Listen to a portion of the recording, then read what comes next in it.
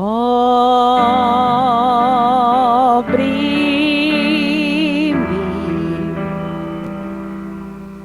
com tuas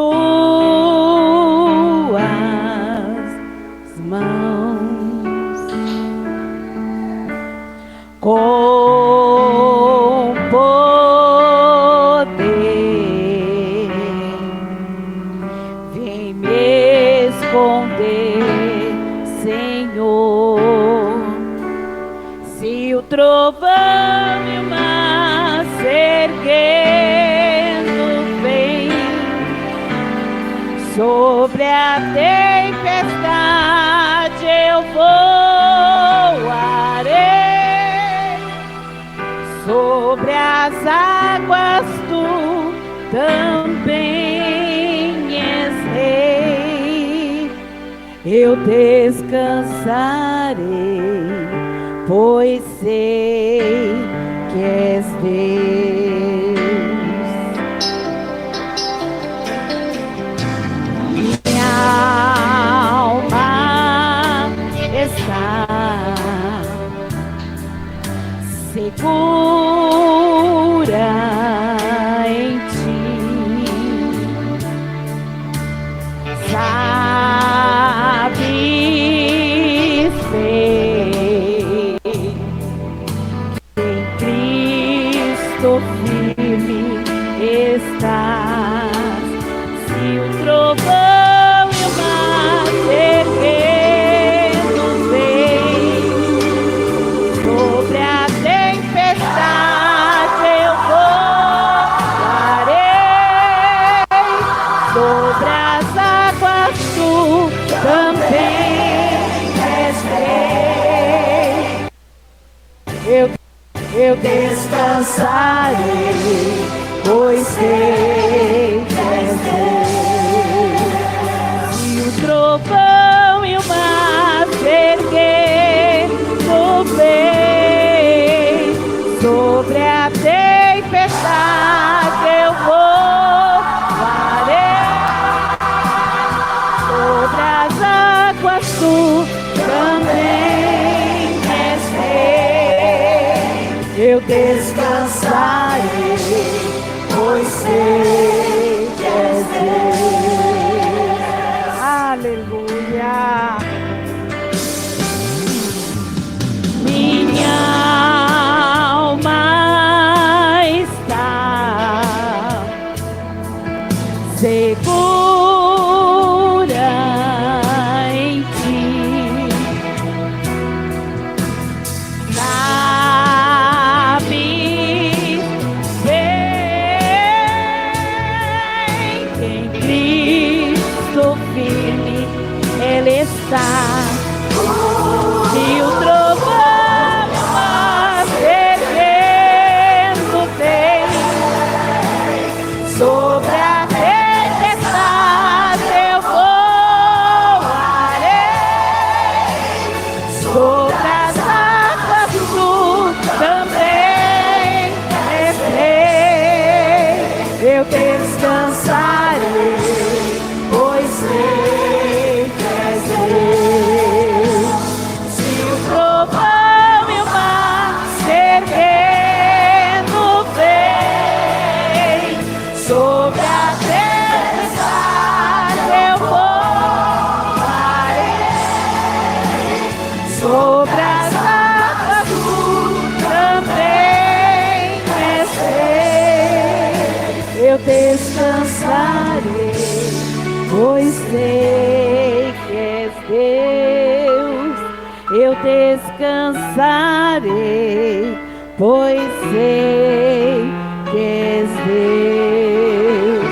Eu descansarei, pois sei que és Deus. Amém. Vamos à palavra de Deus. Você que está aí, compartilhe, envie, para que mais pessoas sejam alcançados pelo poder da palavra. Hoje é um culto muito especial, que é o culto de ceia, onde estamos comemorando a morte daquele que está vivo Evangelho segundo escreveu Lucas, capítulo de número 4, versículo de número 1, somente. Evangelho segundo escreveu São Lucas, capítulo 4, versículo de número 1. No 3, no alto e bom som, a igreja faça a leitura.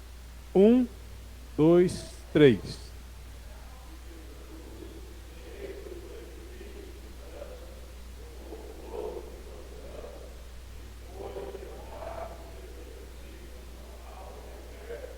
De novo, ficou tão bonito. De novo. 1, 2, 3.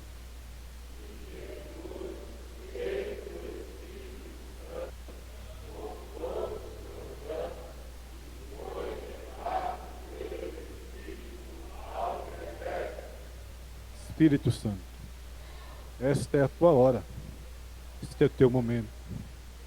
Dá entendimento e compreensão à tua palavra. Fala conosco segundo aquilo que o Senhor deseja falar e nos dá entendimento e direção para a tua santa escritura que nós te pedimos em nome de Jesus. Amém. Tome seu assento. Louvando ao nome santo do Senhor. Eu, durante esses dias, estava lendo algumas passagens e fui levado a estudar mais uma vez o livro de Lucas. Estava aproximadamente uns 10 dias com esta palavra ardendo ao meu coração, mas hoje eu estava ali meditando e o Espírito Santo continua me levando ao livro de Lucas. O livro de Lucas, ele é, como toda a Bíblia, um livro inspiradíssimo, só que Lucas, o tema central é Jesus, o Salvador do mundo. Diferente do livro de Mateus, onde Mateus foi um discípulo ocular, viveu ao lado de Jesus. Mateus escreve aos judeus, mas ele escreve sob a ótica de Maria, a ótica de José. Lucas, ele não andou com Jesus, ele era discípulo de Paulo. Mas ele, por ser um médico, como a tradição lhe coloca, ele é detalhista a certo ponto que algumas coisas que são relatadas no livro de Lucas, você não encontra nos demais evangelhos. E tanto é que se você volta aqui à sua Bíblia, no capítulo 1, do versículo 1, ele vai narrar, ele vai descrever como que ele chegou às conclusões daquilo que nós vamos ver nesta noite. Ele vai nos dizer no capítulo 1, a partir do 1, que tendo, pois, muito empreendido por em ordem a narração dos fatos que entre nós se cumpriram, e segundo nos transmitiram os homens que os presenciaram desde o princípio e foram ministros da palavra, pareceu-me também a mim conveniente descrevê-los a ti, ó excelentíssimo Teófilo, por sua ordem, havendo-me já informado minuciosamente de tudo desde o princípio, para que conheças a certeza das coisas que aí está informado. Lucas está dizendo o seguinte: o que eu estou escrevendo, eu tomei conhecimento, e ao tomar conhecimento, eu averiguei, e ao averiguar, eu fui perguntar para várias pessoas se aquilo que estavam contando, se aquilo que alguém viu e estava me dizendo, era realmente a verdade, ou se tinha alguma sombra de dúvida. E aí ele vai falar que minuciosamente eu me empreendi a ouvir várias pessoas acerca do mesmo assunto, e quando eu cheguei à conclusão de que o mesmo assunto reiteradamente sendo contado por pessoas diferentes, a mesma situação é verdade. Então Lucas vai descrever o que ele fala no seu livro, aquilo que ele não viu, mas aquilo que ele vivenciou por meio de relatos de pessoas que vivenciaram e confirmaram que as coisas eram desta forma e por isso assim sucederam. Nós estamos aqui entrando no capítulo 1, o versículo 11, começa um dos relatos mais interessantes da narrativa desta história. Lembro a vocês que nós estamos aqui abrindo o livro de um silêncio de um Deus por 400 anos. Deus, no ponto final do livro de Malaquias, ele cessa de falar com a terra. Ele não fala mais em profecia, ele não fala mais em visão, ele não manda mais levantar profeta, ele não levanta mais a autoridade espiritual para falar com o povo. O povo tinha o que tinha e seguia o que seguia. Por aquilo que se passou, Deus ficou em silêncio por 400 anos. Deus se cansou de tratar com o homem, de tentar mostrar a ele que ele era o Deus verdadeiro, que ele era o Senhor, que ele queria um culto para ele, a centralidade era dele, a oferta era para ele, o sacrifício era para ele, que ele tinha a salvação. Deus se cansou e silêncio se fez. 400 anos se passam. Lucas então vem narrar no versículo 11: e então o anjo do Senhor lhe apareceu, posto em pé à direita do altar de incenso. E ele vai dizer: Zacarias, vendo-o, turbou-se e caiu em temor sobre ele. Mas o anjo lhe disse: Zacarias, não temas, porque a tua oração foi ouvida. E Isabel, tua mulher, dará à luz a um filho, e lhe porás o nome de João. E terás prazer e alegria, e muitos se alegrarão no seu nascimento, porque será grande diante do Senhor, e não beberá vinho nem bebida forte, e será cheio do Espírito Santo, desde o ventre da sua mãe. E converterá muito dos filhos de Israel ao Senhor seu Deus, e irá diante dele no espírito e virtude de Elias, para converter o coração dos pais aos filhos, e os rebeldes à prudência dos justos, com o fim de preparar ao Senhor um povo bem disposto. Disse então Zacarias ao anjo: como saberei isto, pois eu já sou velho, e a minha mulher avançada de idade? E respondeu o anjo e disse-lhe: eu sou Gabriel, que assisto diante de Deus, e fui enviado a falar-te e dar-te estas alegres novas. Todavia ficará mudo, e não poderás falar até o dia em que estas coisas aconteçam, porque não crestes na minha palavra, que ao seu tempo se há de cumprir. Deus está em silêncio durante 400 anos. Mas Zacarias estava um religioso. Ele ia para a igreja, ele prestava culto, ele colocava o paletó, ele cantava o hino da harpa. Mas ele tinha perdido uma coisa que era a essência da fé. O anjo chega para ele e diz: a tua oração foi ouvida. Aleluia!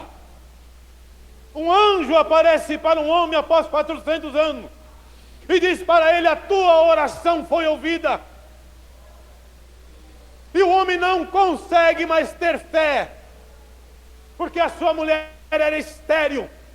E o anjo vai dizer para ele que você não está acreditando no que eu estou falando.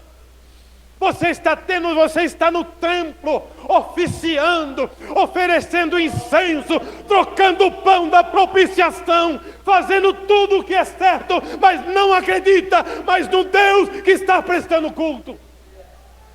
Ele estava em frente ao altar de incenso, oferecendo oferta para Deus. O anjo lhe aparece, ele reconhece que é um anjo, o anjo se identifica: eu sou Gabriel. Mas quando o anjo diz que a sua mulher vai ter um filho, a pergunta dele foi de dúvida. Um anjo aparecer, irmão, depois de 400 anos de silêncio, dá para ter dúvida? Como é que eu venho na igreja, ofereço culto e tenho dúvida? Como é que eu canto e tenho dúvida? Como é que eu dizimo e tenho dúvida? Como é que eu pastoreio e tenho dúvida? Que religiosidade é essa? A gente precisa ter uma religião que nos liga a Deus e Deus a nós. Não é procedimento, é isso que ele estava falando. Olha o que o anjo diz para ele: você vai ter um filho, e terás prazer e alegria, e muitos se alegrarão no seu nascimento. Deus estava dizendo para ele: eu vou te dar um filho, e você não vai ficar alegre do nascimento dele, você não vai ficar alegre do dia que ele nasceu, mas você vai ficar alegre por causa da vida que ele vai trazer para a tua casa e para o mundo. Você vai se alegrar do nascimento dele e no nascimento dele. Deus estava dizendo: eu estou abençoando a tua casa com uma história que não vai começar só no nascimento, ela vai se perpetuar durante a vida dele. Você vai se alegrar no nascimento e não só do nascimento. E o homem duvida. E o homem duvida. Mas aí vamos para Maria. Maria. Capítulo 1, versículo 26 em diante.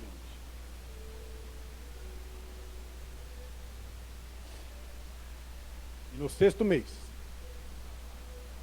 foi o anjo Gabriel enviado por Deus a uma cidade da Galiléia chamada Nazaré. E uma virgem desposada com um varão cujo nome era José, da casa de Davi, e o nome da virgem era Maria. E entrando o anjo onde ela estava, disse: salve, agraciada, o Senhor é contigo.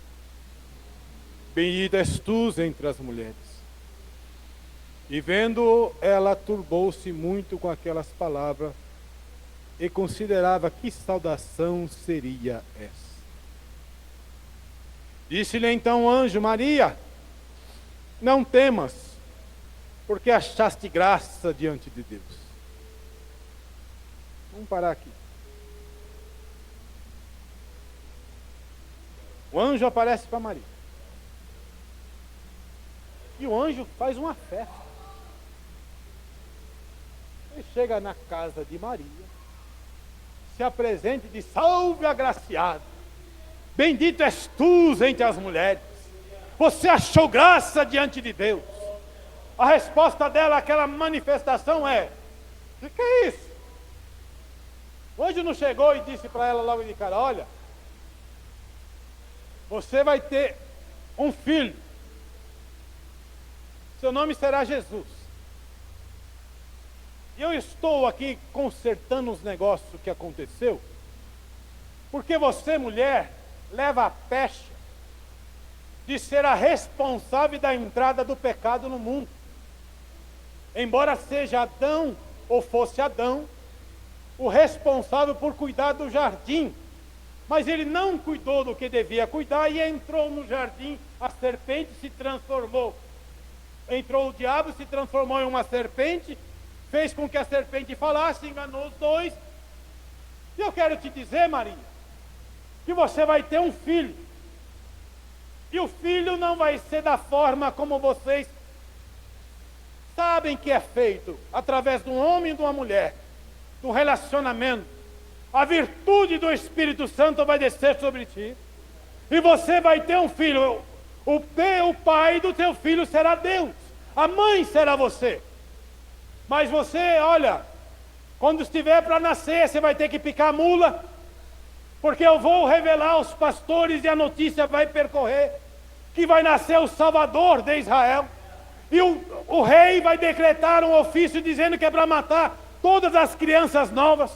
E você vai picar a mula e vai chegar em Belém e não vai ter lugar para a criança ser acolhida em um hotel, em um hospital. E ele vai nascer numa estrebaria, num comedouro. E esse Jesus vai crescer, vai nascer nesse comedouro, vai ser honrado. Ele vai crescer no meio das pessoas. Quando tiver 13 anos, ele vai se apresentar na sinagoga. E ele vai começar a descrever com os religiosos, com todos que estão lá.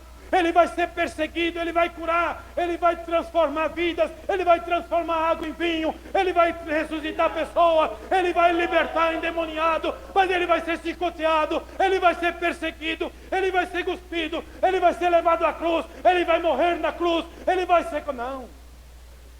Salve, agraciada! Bendita és tu entre as mulheres. O Senhor vai descer sobre ti com virtude. O anjo não falou nada disso. O anjo só falou: você é bendita. Você achou graça diante de Deus. E tem hora, irmão, que o Deus não vai te dizer ipsis lite do que vai acontecer. Ele só vai dizer: eu vou fazer isto na tua vida. Daqui para frente eu vou ser contigo. Eu vou ser o seu pastor. Eu vou ser o seu Senhor. Eu vou estar contigo todos os dias da tua vida. Não estou dizendo que será um mar de rosa, mas o que eu estou dizendo é que você vai ter um filho e o seu marido, que ainda não era marido, era noivo. Ela estava prometida. E na promessa não tinha relacionamento. E aí quando o anjo vai falar para ela: eis que em teu ventre conceberás, e dará à luz um filho, e pôr-lhe-ás o nome de Jesus. Esse será chamado Filho do Altíssimo. E o Senhor Deus lhe dará o trono de Davi, seu pai, e reinará eternamente na casa de Jacó, e o seu reino não terá fim. Aí Maria vai responder o anjo. E disse Maria o anjo: como se fará isso? Porque eu não conheço o varão. É diferente de Zacarias, que duvida. Maria está dizendo: me explica como é que eu vou engravidar se eu não conheço homem. Aí o anjo vai dizer, e respondendo o anjo disse: descerá sobre ti o Espírito Santo, e a virtude do Altíssimo te cobrirá com a sua sombra, pelo que também o santo que de ti há de nascer será chamado Filho de Deus. E eis que também Isabel, tua prima, concebeu um filho em sua velhice, e este é o 6º mês para aquela que era chamada estéril, porque para Deus nada é impossível. Agora o 38, o versículo 38 é versículo de assembleiano. Porque o 38, Maria vai dizer ao anjo: disse então Maria: eis aqui a serva do Senhor, cumpra-se em mim segundo a tua palavra. E o anjo ausentou-se dela. Aleluia, aleluia. Está lá um sacerdote oficiando no templo, cumprindo o ritual que lhe for imposto na lei. O anjo aparece e ele não consegue acreditar que a sua mulher ficaria grávida. Ele não acredita. Tanto é que o anjo vai dizer: vai acontecer, e agora você vai ficar mudo e surdo, até o dia que João nasce. 6 meses depois, o mesmo anjo chega a Maria e faz uma festa para ela, faz uma louvação a ela. A admiração dela ao ver o anjo é: que é isso? Por que está me chamando deste jeito? Por que está me dando todos esses adjetivos, essas considerações de agraciada, bendita entre as mulheres? Eu achei graça diante de Deus. Por que está me falando isso? Aí o anjo vai dizer: porque o Espírito Santo vai descer sobre ti, e a virtude do Altíssimo vai gerar vida onde não tem vida, vai gerar possibilidade onde há impossibilidade, vai trazer uma criança onde ninguém colocou a mão, vai fazer gerar onde ninguém diz que pode gerar, vai fazer acontecer onde ninguém diz que pode acontecer. Por quê, Senhor? Porque o Espírito Santo vai descer sobre ti. E é interessante, porque a diferença entre o religioso e aquele que está pronto a servir é a resposta. Ela diz para ele: anjo, eu sou uma mulher virgem, nunca conheci homem, como é que eu posso engravidar? Quando o anjo explica o inexplicável, que ela engravidaria sem a ação de um homem, mas pela ação de Deus. Mais à frente ela vai dizer que ela guardava essas coisas no seu coração. E Deus vai dizer então para ela vai dizer ao anjo: está aqui a tua serva, está aqui eu, estou pronta, ou estou disposta a passar por esta questão segundo a tua vontade. Eu não estou querendo explicação nem justificativa. Eu estou me colocando na tua mão para que o Senhor faça a tua vontade. A preocupação dela era como ia falar com José. A preocupação dela era como ia explicar na sociedade de que ela engravidou de um anjo e não de Deus, e que não tem a ação humana. O que estava sendo gerado dela não era gerado pela ação humana, mas sim por uma ação divina. Esta era a preocupação dela. O anjo vai dizer: não te preocupe, eu vou cuidar dos detalhes dessas coisas. E ela vai dizer: estou disposta a fazer e cumprir a tua vontade. Sabe que Deus precisa de gente assim. A fé é inexplicável, o milagre é inexplicável, a maravilha é inexplicável.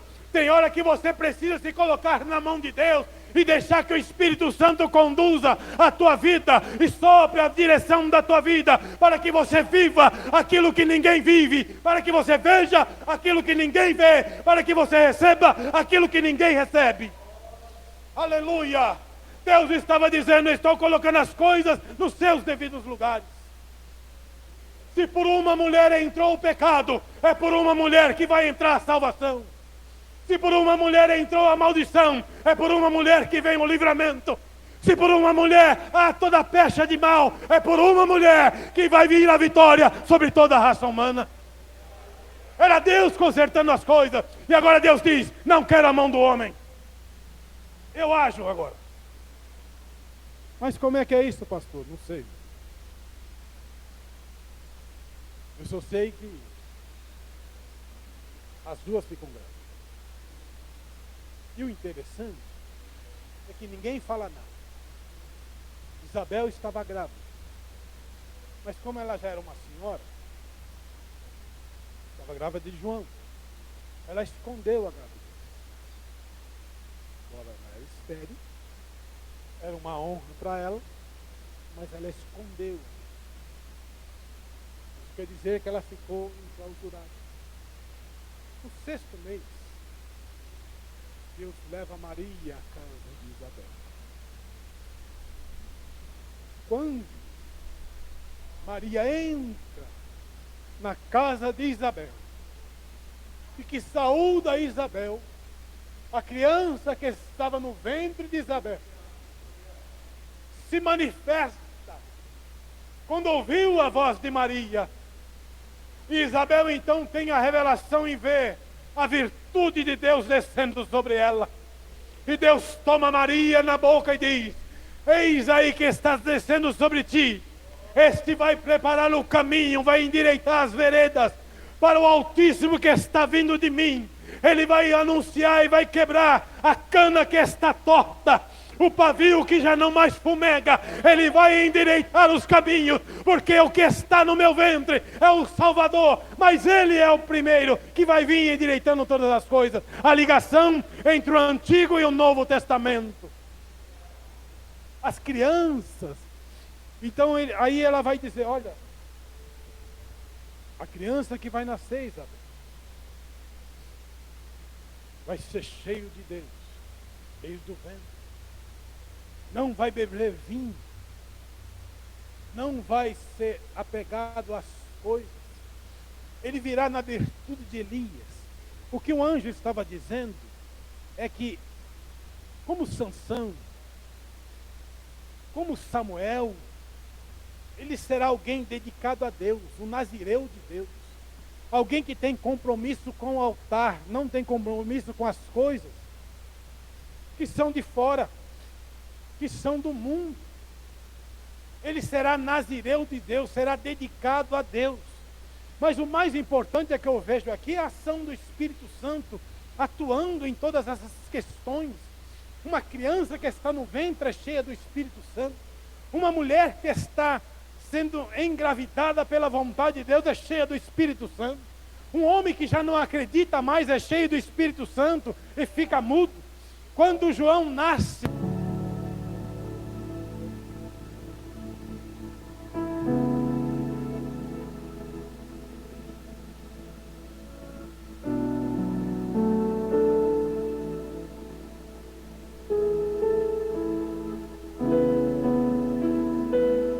as pessoas vão dizer, não pode ser João, porque ninguém na sua família se chama João. Aí vão perguntar para aquele que está mudo e aquele que está surdo. Ele pega uma plaquinha e escreve, o nome dele é João. Por que é João? Porque lá no capítulo 1, no versículo de número 13, o anjo disse a Zacarias, não temas, porque o teu coração, a tua oração foi ouvida. E Isabel, tua mulher, dará à luz um filho, e lhe porás o nome de João. Era os céus escolhendo o nome, quebrando a tradição familiar e dizendo qual era o ministério que ele haveria de exercer. Então João nasce. João vai cumprir o seu ministério. Passa-se o tempo. Nasce Jesus. Diferença de um para o outro é de 6 meses. E aí, no nascimento de Jesus, o anjo também aparece aos pastores de Belém. Aparece aos sacerdotes e anuncia que em Belém nasceu o Salvador, o Redentor. Nasceu aquele que era esperado, aquele que durante 400 anos estavam aguardando e não se chegava a esta conclusão. Mas haviam 2 personagens que são esquecidos nesta história. Quando Jesus é levado no 8º dia para ser circuncidado, lá havia Simeão e Ana. Capítulo 2, versículo 25 e diante. Simeão e Ana. Quando Maria vai chegar para apresentar o seu filho, obedecendo à tradição. Outra coisa também interessante na ótica de Lucas, é que o anjo, quando fez a festa para Maria, ele também não disse para ela que eles seriam pobres. Pobres. Sem capacidade financeira. Pobres. Imagina você. O lar onde Jesus nasceu era um lar de pessoas pobres. O Filho de Deus nasceu na necessidade. Por quê, pastor? Porque no capítulo 2, versículo 24, a oferta que é levada para ser apresentada diante do sacerdote, pela dedicação da criança e pelo perdão dos pecados, é 2 pombinhas e 2 rolinhas. Lá no livro de Levíticos, quando é instituído, Deus pede um boi, Deus pede uma cabra, Mas ele vai dizer, aquele que é desprovido de capacidade financeira, pega o que tem na natureza e traz como oferta.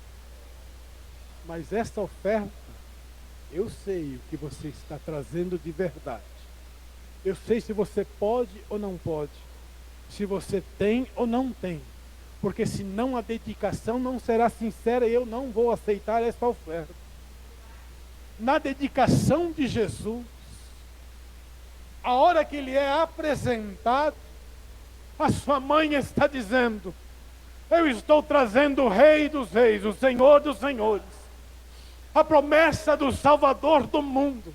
Mas eu, a sua mãe, e eu e o seu pai, não temos uma vaca, não temos um bode, não temos um touro, não temos nada para oferecer de valor para dedicar a esta criança que já é do céu. Mas a gente tem 2 pombinhas e 2 pardalzinhos para apresentar como oferta, e aqui está a criança. E neste momento deste culto, Deus aceita a oferta. O sacerdote começa o ofício e apresenta-se Simeão. E aí ele vai dizer: havia em Jerusalém um homem cujo nome era Simeão. E este homem era justo e temente a Deus, esperando a consolação de Israel. E o Espírito Santo estava sobre ele. E fora-lhe revelado pelo Espírito Santo que ele não morreria antes de ter visto o Cristo do Senhor. E pelo Espírito foi ao templo. E quando os pais trouxeram o menino Jesus, para com ele procederem segundo o uso da lei, ele então o tomou em seus braços e levou a Deus e disse: agora, Senhor, pode despedir em paz o teu servo, segundo a tua palavra, pois já os meus olhos viram a tua salvação, a qual tu preparaste perante a face de todos os povos, luz para alumiar as nações e para a glória do povo de Israel. Aleluia.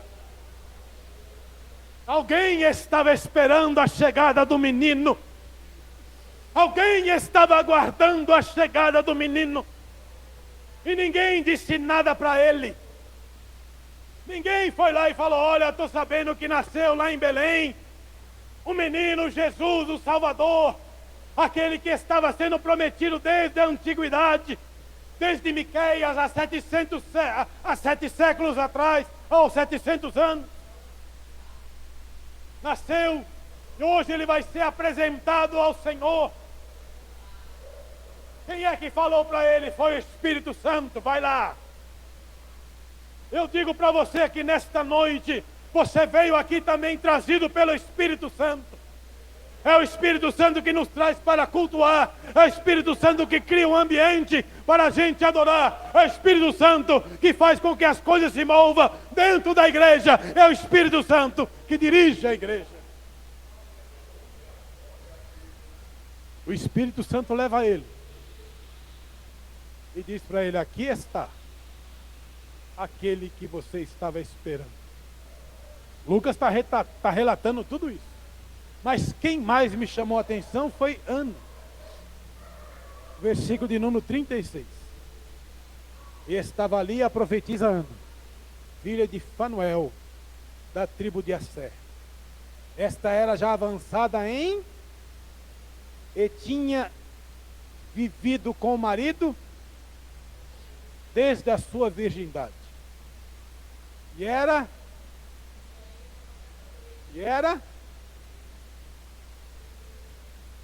de quase 84 anos.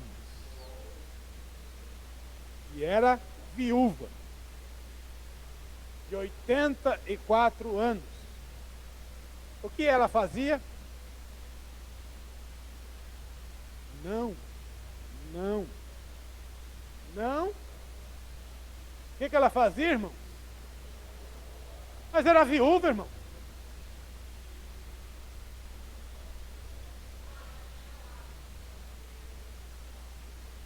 84 anos.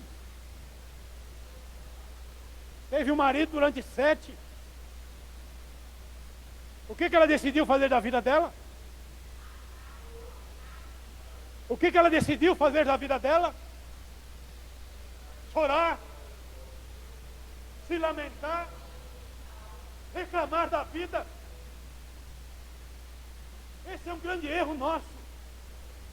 Quando a prova vem, quando a dificuldade aparece, a gente reclama da vida, reclama de tudo, se afasta de Deus, esquece da igreja, larga o ministério, entrega a carteira, não participa do culto, não oferta, não dizima, não ensaia. Essa mulher tinha uma promessa. Jesus está vindo aí. Quando vai ser, não sei. Mas enquanto eu tiver vida, eu vou ficar onde? Onde eu vou passar os lamentos da minha vida? Onde eu vou depositar aquilo que está me assolando? O que eu vou fazer da minha vida? Porque eu sou viúva. Isso é culto. Isso é adoração. Porque quando está tudo bem, irmão, é fácil prestar culto. Quando está com saúde, é fácil prestar culto. Quando tem um carro bom, é fácil prestar culto. Quando tem emprego bom, é fácil prestar culto. Quando tem um ofício como Zacarias, é fácil se colocar com a escola sacerdotal, entrar lá para trocar o azeite para que a lamparina não se apaga, trocar o pão da propiciação para que a cada 7 dias seja trocado. O que acontece com muitos de nós é que nós nos esquecemos que antes de trocar o pão é preciso passar pelo tanque da purificação. E a gente está invertendo a mesa, quer ficar toda hora servindo do pão, comendo do pão, ficando na lamparina e se esquecendo que antes de entrar no lugar santo do santo, é preciso passar pela purificação para entrar no lugar santo. Que qualidade de culto nós estamos ofertando a Deus? Deus está fazendo uma festa, mostrando para todo mundo: eu sou Deus que cumpro, eu desfaço a regra natural para fazer o sobrenatural. E você se lamenta, chora. Agora eu vou deixar Jesus. Agora eu vou deixar a igreja. Agora eu vou deixar o ministério. Agora eu vou deixar a chamada. Agora eu vou deixar de ir para o culto. Agora eu vou deixar de ir para a igreja. E essa mulher está dando um exemplo para mim e para você. Eu tenho 84 anos. Faz 7 anos, vivi com meu marido durante 7 anos.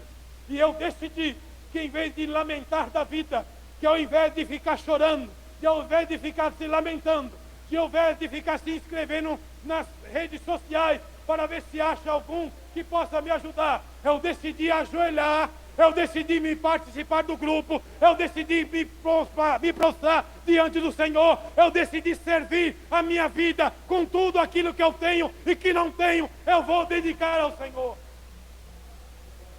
Está aqui, irmão, o texto, a mensagem é textual, não precisa nada de interpretação. Ela vai dizer: e era viúva de quase 84 anos e não se afastava do templo, servindo a Deus em jejum, oração, noite e dia.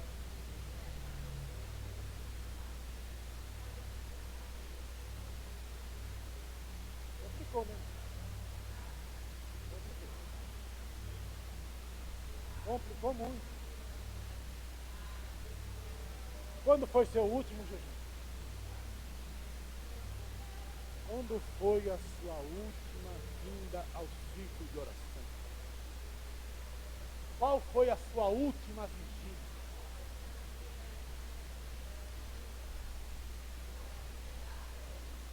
Como é que está? Os céus estão trabalhando. A igreja está aberta. A promessa é que Jesus vem para arrebatar a igreja. Você é um Zacarias ou você é uma Ana? Você é um Zacarias ou você é um Simeão? Porque Deus continua trabalhando. Não se engane, Deus continua trabalhando e não mudou. talvez um gelo espiritual que possa estar na tua vida.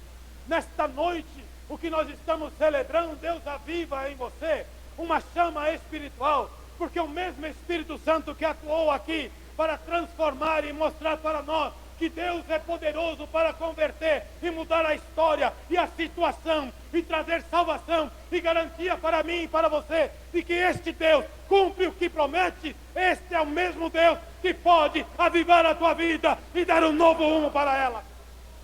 Volte, meu irmão, a orar. Volte, meu irmão, a jejuar. Volte, meu irmão, a ler a Bíblia. Volte a cultuar. Se envolva. Trabalhe para o Senhor. Porque esta mulher decidiu servir a Deus com jejum noite e dia. E sobrevindo na mesma hora, ela dava graças a Deus e falava dele a todos que esperavam a redenção em Jerusalém. É o plano de salvação. O que eu estou trazendo aqui para os senhores é porque existe a igreja. Por que existe a igreja? Porque ela é baseada num Salvador. Não é uma historinha. Lucas está dizendo tudo o que eu estou escrevendo. Eu tomei cuidado de saber certinho se foi assim que aconteceu mesmo. Eu aferi, conferi e redargui para escrever a vocês. O que eu estou falando aconteceu assim. E quando a gente fala assim, eu queria muito entrar na tentação de Jesus, mas não vai dar tempo. Mas nós vamos falar sobre as lições que a gente pode aprender no nascimento de Jesus. A primeira lição que você tem que sair daqui nesta noite e nunca mais se esquecer disso.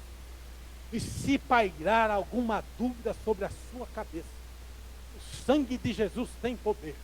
Mas em nome de Jesus, Deus cumpre a sua palavra. Deus não é Deus por causa de mim ou de você. Comigo ou sem você, Ele vai continuar sendo Deus. E Ele vai continuar cumprindo a sua palavra, porque Ele vela pela sua palavra para cumprir. Então, pelo amor de Deus, saia deste lugar, sabendo que isso aqui não é uma história, isso aqui não é uma retórica, isso aqui não é uma coisinha, é a palavra, a revelação, a vontade de Deus, que se mostra no meio da humanidade, para a salvação do homem e de todo aquele que crê. Aleluia! Deus cumpre a sua palavra. Miqueias capítulo 5, versículo de número 2. É uma profecia que está falando acerca do nascimento de Jesus, que nós vimos aqui nesta noite. Esta profecia tem 700 anos. 700 anos antes dele nascer. Olha o que Deus diz. E você, Belém Efrata, que é pequena demais para figurar como grupo de milhares de Judá. De você me sairá aquele que há de reinar em Israel, e cujas origens são desde os tempos antigos, desde os dias da eternidade. Miqueias está profetizando o local do nascimento. E está dizendo que o nosso Cristo, que nasceu em Maria, que foi gerado em Maria, Ele já vivia desde a eternidade. Foi só umas circunstâncias que Deus se utilizou para mostrar para nós que é possível que um homem tenha capacidade de resistir o mal. Porque o Adão, quando ele estava com Deus no jardim, ele era eterno. Mas quando ele é tirado do jardim, ele começou a morrer. Ele perdeu a presença de Deus. Não sei se ele percebeu isso, mas a partir do momento que ele perdeu a presença de Deus, ele começou a morrer. Jesus, você vai ver mais à frente, que Deus vai dizer, no batismo dele, João Batista, Deus vai dizer, este é meu filho amado. Este é meu filho amado. Este é meu filho amado, dizendo para Jesus: você é meu filho. Você é meu filho. O primeiro Adão errou, pecou, morreu. Mas você, eu acredito que você vai dar certo. E você vai cumprir o propósito. Você vai salvar, vai se salvar. E vai salvar a muito por causa do seu exemplo. Você é meu filho amado, você é meu filho amado. Nós somos herdeiros de Deus, a mesma palavra está sobre as nossas vidas. Nós somos filho amado de Deus. Nós somos, quer ver, irmão? Jesus, segunda, é a garantia. E quando Deus promete, Ele cumpre. Se Jesus não tivesse ressuscitado, seria mais uma história bonita. Seria mais um enredo bem contado. Mas Ele ter ressuscitado é a fiança, é o selo de garantia, é a primícia dos que dormem, é a essência da nossa palavra. É a gente sentar aqui nesta noite e comer este pão e beber este vinho e dizer para a morte: ó morte, onde está a tua vitória? Ó inferno, onde está o teu aguilhão? Pois estragada foi a morte na vitória. Onde está o teu poder? Porque eu tenho comunhão com os céus, eu tenho comunhão com Deus, e a sua palavra é fiel e verdadeira, e há de se cumprir na minha vida. Ele vai dizer em Filipenses capítulo 1, versículo 6. Filipenses 1, 6. Estou plenamente certo de que aquele que começou a boa obra em vós há de completá-la até o dia de Cristo Jesus. Não gostei desta fala de Paulo, não. Não gostei, não. Porque ele me chamou de mal acabado. Você não entendeu isso aí? Chamou ou não chamou? Por que o nariz está empinado? Por que eu olho para o Frank assim? Eu pareço ser mais santo do que ele. Por que eu acho que prego melhor que o pastor Rubens? Por que eu acho que eu oro melhor que o senhor? Deus está dizendo: você é um mal acabado. Eu estou trabalhando. A garantia, a garantia é que o Espírito Santo está trabalhando. Então abaixa, abaixa, abaixa, abaixa, abaixa, aleluia.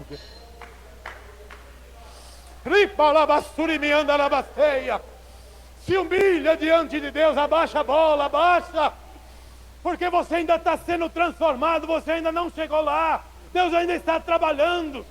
Tudo que está em você, Deus pode tirar, Deus pode modificar. Mas enquanto isso, deixa Deus trabalhar, deixa Deus ser Deus, deixa o Espírito Santo conduzir, deixa Ele pegar na tua mão e te levar para lá, e te levar para cá, e te colocar aqui, e te colocar lá. Seja feita como Maria: estou aqui para cumprir a vontade de Deus.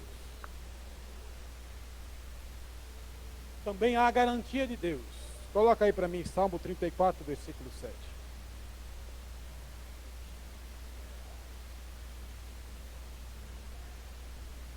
Aleluia. Jesus é a garantia do cumprimento da promessa. Quando você sentir medo, quando você ajoelhar e achar que Deus não está orando, não está te ouvindo, quando você sentir a opressão do mal sobre a tua casa, sobre a tua família, sobre a tua saúde, sobre os teus bens, sobre os teus filhos, lembra desta palavra. Onde está o anjo? Nós não temos, como é na religião romana, um anjo dedicado. Mas nós temos o céu, dedicado para acampar ao nosso redor. Isso quer dizer, Deus tem proteção para aquele que confia nele. O diabo não toca, porque Deus tem proteção para aquele que confia nele. Porque o anjo do Senhor acampa ao redor, e o diabo, se quiser, fica em derredor. E não vai tocar se Deus não permitir. Esta é a palavra de Deus para você. A garantia desta palavra é o Cristo, o Salvador da terra. No versículo 10, ele vai dizer mais ainda, no 34, versículo 10, verso 10. Para você que tem medo do amanhã, para você que tem medo do que o dólar está disparando, para você que tem medo do que a inflação está disparando, para você que tem medo de que as coisas vão degringolar, Deus manda dizer para você que os leãozinhos passam necessidade, e sentem fome. Porém, os que buscam o Senhor... Tem alguém aqui nesta noite que veio buscar ao Senhor?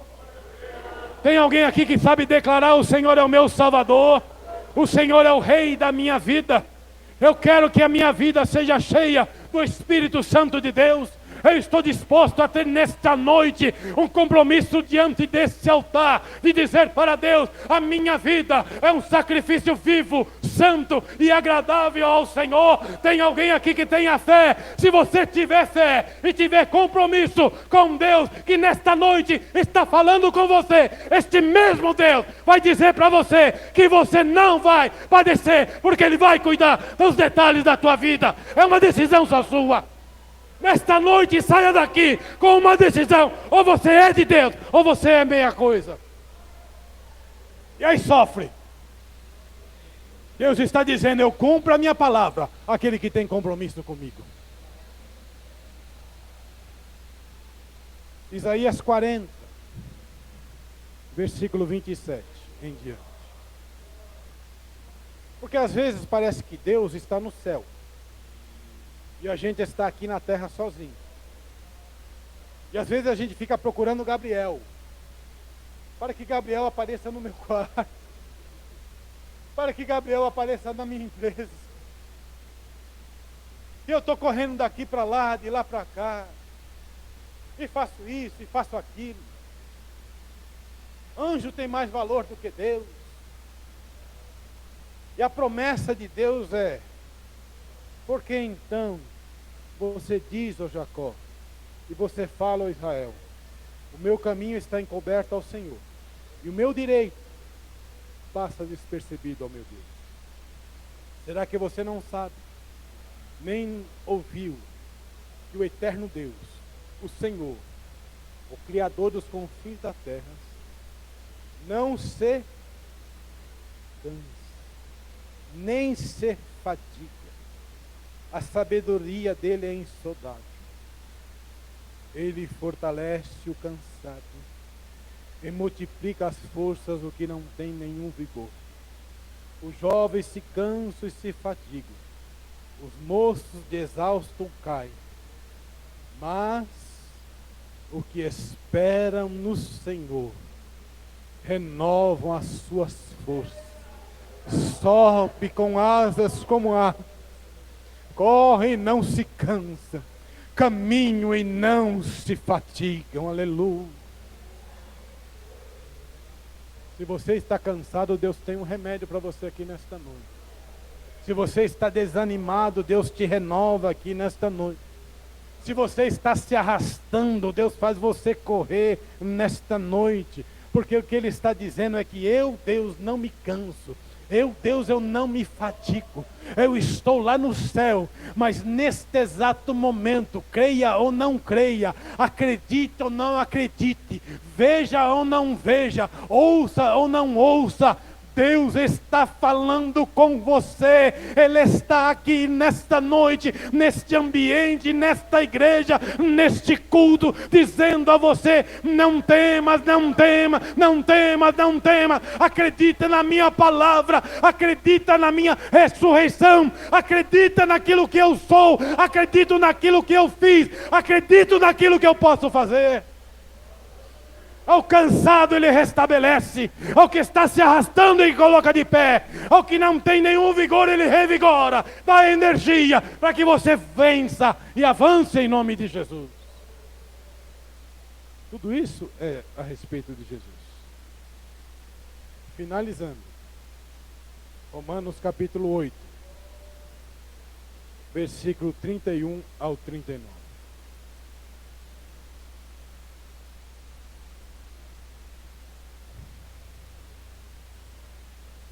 Que diremos, pois, acerca destas coisas? Paulo está dizendo justamente, o que você está dizendo, Solange, sobre o que você está sofrendo? O que você está dizendo, irmã Michele, daquilo que você precisa que Deus faça? O que você está dizendo, irmã Silvia, daquilo que você precisa que Deus age? O que você está dizendo, irmão José? Daquilo que você precisa que Deus é. É isso que Paulo está perguntando. Diz aí. O que você precisa? O que está desestabilizando? O que está tirando o teu sono? O que está acabando com a sua fé? O que está te tirando do ambiente da igreja? O que está acabando com você? O que está deixando você desestruturado, sem sono, impaciente, nervoso? O que está tirando as coisas do rumo? O que está tirando você da trajetória? O que fez morrer o sonho que você esperava? Como Zacarias. Zacarias estava achando que, eu cansei de orar. Ele estava dizendo para ele, eu cansei de orar. Eu já parei de acreditar. Eu já deixei isso para lá. O que eu estou agora esperando é na salvação, mas o meu filho eu já deixei para lá, já não acredito mais. Eu já não consigo mais acreditar nisso.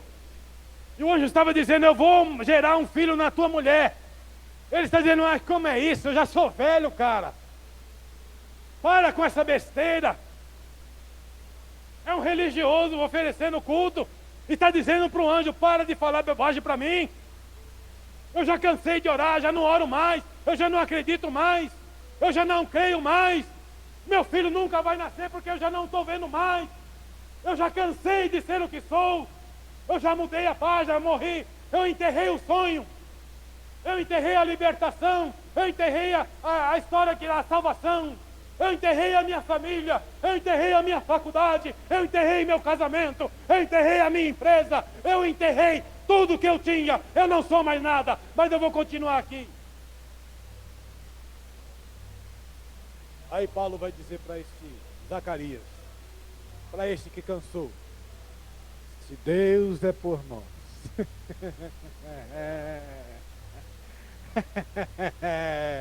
aleluia, se Deus é por nós, quem será contra nós?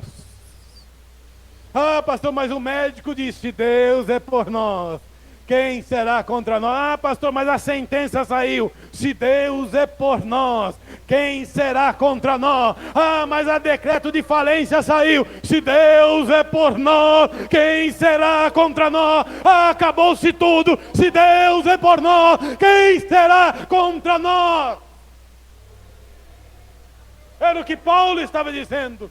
Aí ele vai dizer no 32, aquele que nem mesmo o seu próprio filho poupou, antes entregou por nós, como não nos dará também com ele todas as coisas? Quem tentará acusação contra os escolhidos de Deus? É quem os justifica. Quem é que o condenará?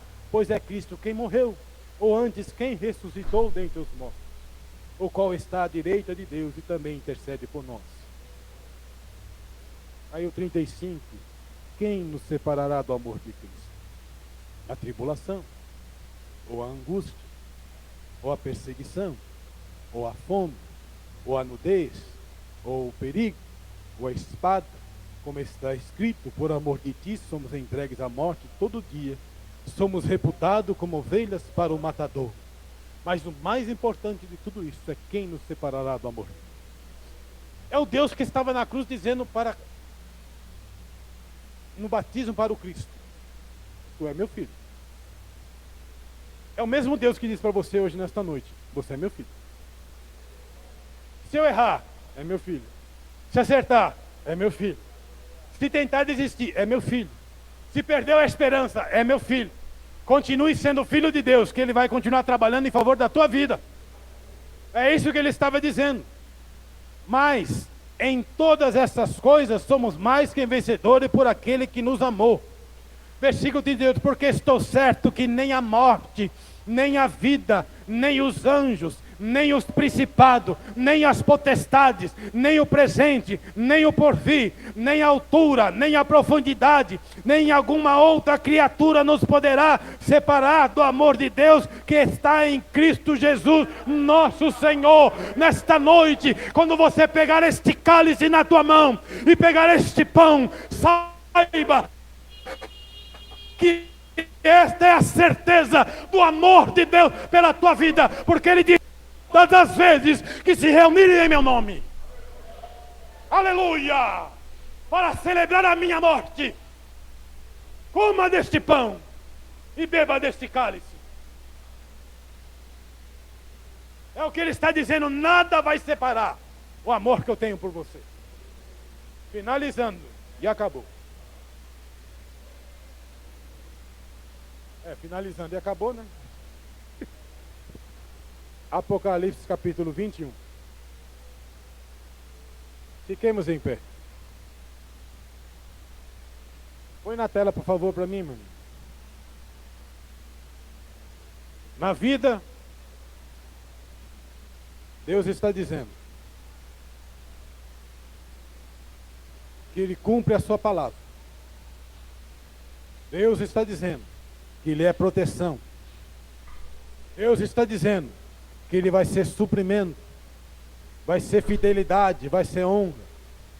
No seu dia, Ele vai cuidar e não vai se cansar. E o amor dEle, nada pode ser modificado. E no final, lê aí, 1, 2, 3, e vi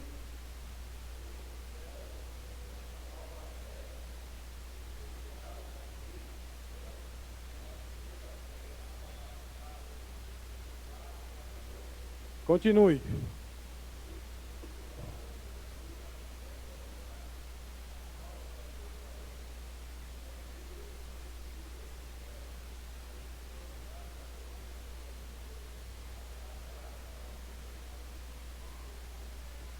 Uma grande voz do céu que dizia: eis aqui o tabernáculo de Deus com os homens, pois com eles habitará, e eles serão o seu povo, e o mesmo Deus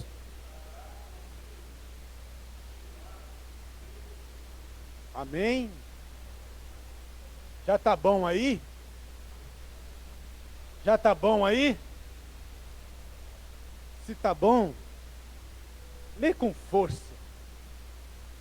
Para você, para as circunstâncias, vendo, para quem você é de verdade, quando o culto acaba, que as luzes da igreja se apagam, e você entra no ambiente da tua casa, ou no ambiente do seu trabalho, ou no consultório do médico, você tem que ler o versículo 4, porque há uma promessa de Deus tabernacularizar, Deus morar na tua presença. O Jesus vai viver, e você vai vê-lo, mas Ele vai modificar as coisas de uma maneira tal, que o versículo 4 será uma realidade na tua vida, uma promessa de Deus para mim e para você. E se nesta noite você crer no Deus da Bíblia, no Deus que ressuscitou Cristo, leia com força o versículo 4, 1, 2, 3, e Deus...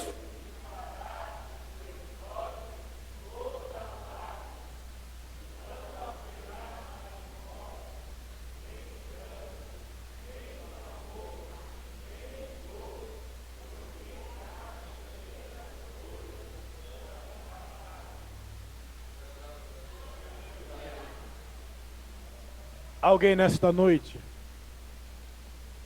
quer deixar Jesus? Alguém nesta noite quer aceitar Jesus como Salvador? Alguém nesta noite quer entregar o seu coração a Jesus e dizer para Ele: Senhor, faça morada na minha vida. Eu acerto as questões do meu dia a dia.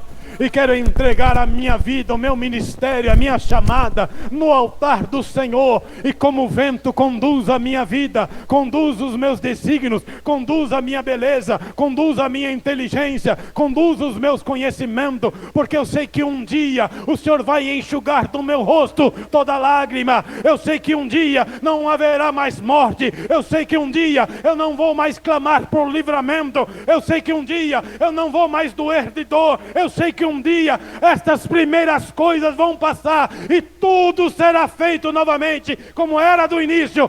Então, Senhor, nesta noite eu tenho diante do Senhor um compromisso de fidelidade. O Senhor é o meu Deus e eu sou o teu filho. Oremos ao Senhor. Senhor Deus eterno Pai, nós te agradecemos pela tua palavra. E cada um dos teus filhos que estão aqui nesta noite possam, Senhor Deus, de uma maneira toda especial, uma maneira toda maravilhosa, sair deste lugar cheios da convicção de que o Senhor ama cada um de nós do jeito que somos, mas também conta, Senhor Deus, com a nossa fidelidade e obediência, e o acreditar na tua promessa e na tua palavra. O Senhor ainda é um Deus que cura da enfermidade, Senhor. O Senhor ainda é um Deus, ó Deus, que soluciona problemas. O Senhor é o Deus que ainda liberta o vício. O Senhor é o Deus que ainda ressuscita o que está morto. O Senhor é um Deus que ainda endireita o que está torto. O Senhor é o Deus, ó Deus, que expulsa o demônio. O Senhor é o Deus que tira a potestade. O Senhor é o Deus que tira a influência do mal. O Senhor é o Deus que perdoa pecado. O Senhor é o Deus que restaura o homem para que o Espírito Santo possa habitar dentro dele. Senhor Deus, sopra, ó Deus, a tua vontade nesta noite, neste ambiente da tua casa. Senhor Deus, que o Senhor Deus seja sensível ao meu coração, ao meu entendimento, ao meu olho, ao meu ouvido e à minha boca, para que eu possa entender e compreender a tua vontade e os teus desígnios. Senhor, esta é a tua palavra, esta é a tua vontade para Santo Estevão nesta noite. Ó Deus, nós temos, ó Deus, uma aliança com o Senhor, e nós estamos sentando à mesa, Senhor, para juntos nos reunirmos neste santo lugar, para celebrar a morte daquele que está vivo. E este cálice, ó Deus, é uma aliança. Aliança não tem emenda, aliança não tem quebra, aliança não tem, Senhor Deus, sinal de ruptura. Aliança, Senhor Deus, é eterna. Aliança, Deus, não tem fim. O Senhor é o alfa, o Senhor é o ômega, o Senhor é o princípio e o Senhor é o fim de todas as coisas. Continue cuidando da tua igreja, continue abençoando a tua igreja e dando vitória à tua igreja em nome de Jesus. De honra, oremos ao Senhor. Bendito Deus e eterno Pai, obrigado a Deus pela tua presença, por este momento, por esta palavra, por este culto, Senhor, pela atuação do teu Espírito Santo. Pai bendito, leva nós agora em paz para os nossos lares, guardados e amparados. Dá-nos, ó Deus, uma semana de vitória. Tira toda barreira, tira todo impedimento. Deus, derruba as fortalezas, derruba, Senhor Deus, o mal, derruba, Senhor Deus, aquilo que vem para entristecer, para roubar, para, Deus, para lapidar, ó Deus, tudo aquilo que é contrário.